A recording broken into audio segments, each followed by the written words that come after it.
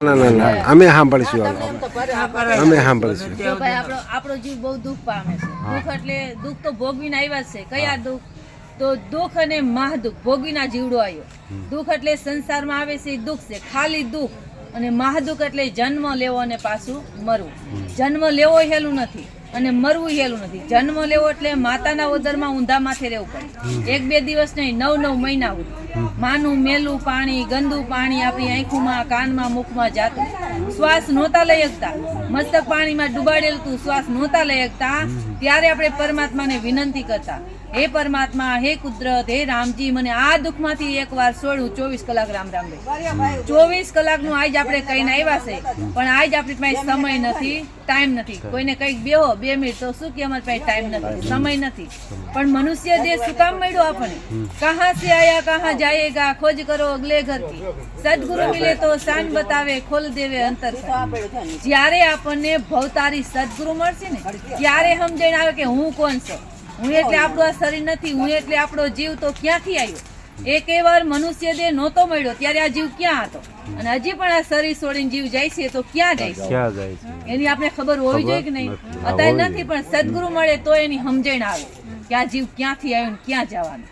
આપણો જીવ બહુ દુઃખ ભોગવે છે.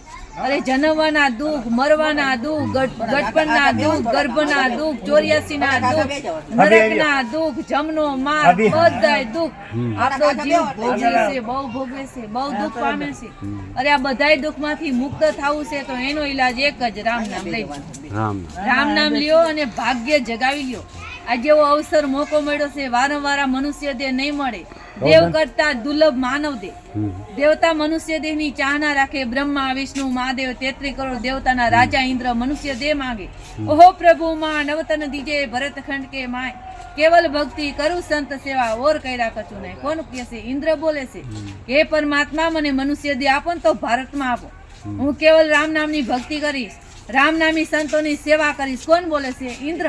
અને જે જગ્યાએ ઇન્દ્ર મનુષ્ય દેહ માંગે છે એ જગ્યાએ મનુષ્ય દેહ આપણે મળી ગયો ભારતમાં જ. ભારતમાં જ મળ્યો કે નહીં? આપણે મનુષ્ય દેહ ભારતમાં મળ્યો. અને આપણે શું કરવા લાગ્યા? મારા દીકરા, મારા મકાન, મારું કુટુંબ, મારું પરિવાર. અરે મારું મારું કહીને મેળવું તારું નથી તલભાર. આપણું તલભાર નથી, રતિ ભાર નથી, કારણ કે આપણા જીવની અરે કાંઈ નહીં હાલે એટલે આપણું નથી. પરમાત્માએ આવો મનુષ્ય દેહ દીધો. આંખની જગ્યાએ આંખું બનાવી, કાનની જગ્યાએ કાન, મુખની જગ્યાએ મુખ, હાથની જગ્યાએ હાથ, પગની જગ્યાએ પગ. સુંદર મનુષ્ય દેહ દીધો કે નહીં? જો આંખની જગ્યાએ કાન આપી દીધા હોય અને કાનની જગ્યાએ આંખું આપી હોત તો પરમાત્માનો આપણે શું ખરાબ કરીએ? અરે હારી બુદ્ધિ આપી ત્યારે આપણે અહીંયા આવી હગી છીએ અને બધું કામકાજ કરી હગી છીએ. હારી બુદ્ધિ છે એટલે કે નહીં? બુદ્ધિ નો આપી હોત તો પરમાત્માએ બુદ્ધિ નો આપ્યો તો ક્યાં હોત? ગાંડા હોત. અરે રોડ ઉપર હોત છે અમુક ગાંડા રોડ ઉપર, એને માવતર છે, પરિવાર છે, પણ બુદ્ધિ નથી. એવી હારી બુદ્ધિ લઈને પરમાત્માએ આપણે મોકલા છે. હારી બુદ્ધિ એ માટે આપી છે કે પરમાત્મા રામજીની ભક્તિ કરવા માટે આવો મનુષ્ય દેહ દીધો. સુંદર શોભ્યો મનુષ્ય દેહ દીધો ને. અરે આ જીવને શ્વાસ તણી સગાઈ ઘરમાં ઘડી નો રાખે ભાઈ. આમાં શ્વાસ છે ને ત્યાં લગી જ આપણા મકાનમાં રહેવા દઈશ. આપણો ભલે 5 લાખનો બંગલો બનાવી, 5 કરોડનું મકાન બનાવી, એમાં આમાં શ્વાસ છે ત્યાં લગી જ રહેવાનું. શ્વાસ પૂરા થાય એટલે કોઈ આપણું અહીં હગું નથી.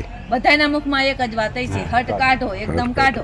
રાખવા તો હોય પણ આપણું શરીર કાંઈ કામનું નથી. મર્યા પછી શ્વાસ ફૂટ્યા પછી આપણું શરીર કાંઈ કામનું આવે. એટલે રામ નામ લઈ લ્યો અને ભાગ્ય જગાવી દો. આજે અમે આટલો સમય કાઢીને તમારા હાથું થઈને આવ્યા, તમારા જીવની દયાથી અમે આવ્યા છે કે આ એક પણ જીવ અહીંયા